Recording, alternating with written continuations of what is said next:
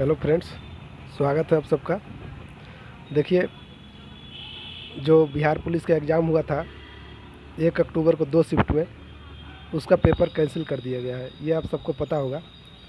तो बहुत ही खुशी की बात है और सरकार इस पे संज्ञान लिया, क्योंकि वर्षों से हम लोग देख रहे थे। करीब यहाँ जब से बिहार पुलिस का एग्ज़ाम हो रहा है, जो और ये आयोग जो भी वर्तमान में बिहार पुलिस का एग्ज़ाम ले रही है, वो CSBC, वो हमेशा से एग्ज़ाम कैंसिल होता था, लेकिन उस पर संज्ञान नहीं लिया जाता था। लेकिन इस बार जिस तत्परता के साथ एग्ज़ाम को कैंसिल किया गया और आने वाले 2 डेट में जो एग्ज़ाम थे 7 और 15 अक्टूबर को, उनको भी अनिश्चित काल के लिए स्थगित कर दिया गया है। तो ये एक बहुत ही अच्छा मूव लिया गया है सरकार के द्वारा। मैं कहूँगा स्वागत योग्य फैसला सरकार ने इसका लिया, और आयोग को भी धन्यवाद देना चाहूँगा कि जिस तरह से क्वेश्चन आउट हुआ और छात्र परेशान हुए। इस तरह से होता क्या है ना, कि जो जेन्युइन छात्र होते हैं उनका मेरिट रुक जाता है। मतलब रिजल्ट, खैर इस पे बात होगा, रिजल्ट रुक जाता है, मेरिट तो फिजिकल पे बनेगा। तो स्वागत योग्य फैसला, सबको बहुत बधाई।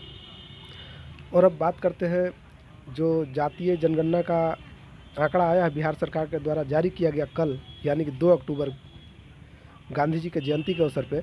उसमें ये बातें निकल कर आई कि 64%, लगभग 64% आबादी जो है वो OBC का है।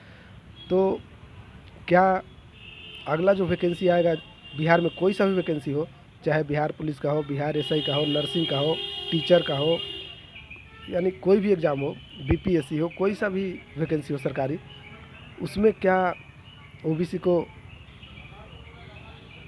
64% अगर आबादी है तो 60% तक आरक्षण दिया जा सकता है?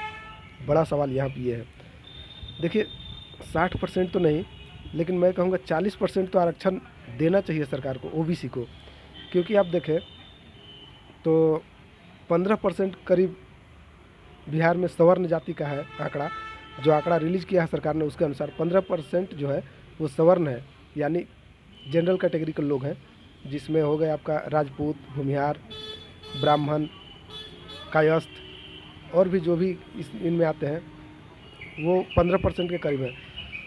तो 15% में से अगर 10% आरक्षण दिया जा सकता है, जैसा कि आपको पता है कि EWS को 10% आरक्षण दिया जाता है, और 15% भी नहीं, 2% तो ऐसे लोग होंगे जिनका इनकम 8 लाख रुपया से ज़्यादा होगा पर ईयर, तो वो मान लीजिए 13%। तो 13% में से जब 10% को आरक्षण दिया जा सकता है, तो क्या 64% में से 60% को आरक्षण दिया जाना चाहिए? चलिए 60 नहीं, 40 तो दिया जाना चाहिए। 27 अभी मिलता है, वो भी पूरी तरीके से नहीं मिलता है। तो क्या 40% से ज़्यादा आरक्षण दिया जा सकता है?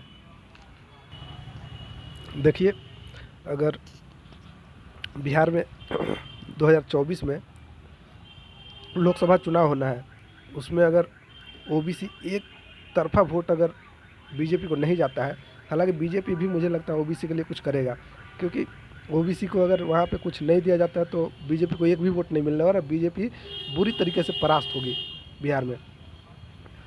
और अगर JDU और RJD का जिस तरह से गठबंधन है, और 14% यादव और 17% मुसलमान के साथ, अगर MY समीकरण के साथ ये दोनों लड़ते हैं, प्लस OBC को अगर इस तरह का आरक्षण देते हैं, तो यहाँ पे RJD JDU को जीतने से कोई नहीं रोक सकता, चाहे वो 2024 का लोकसभा हो, चाहे वो 2025 का विधानसभा हो।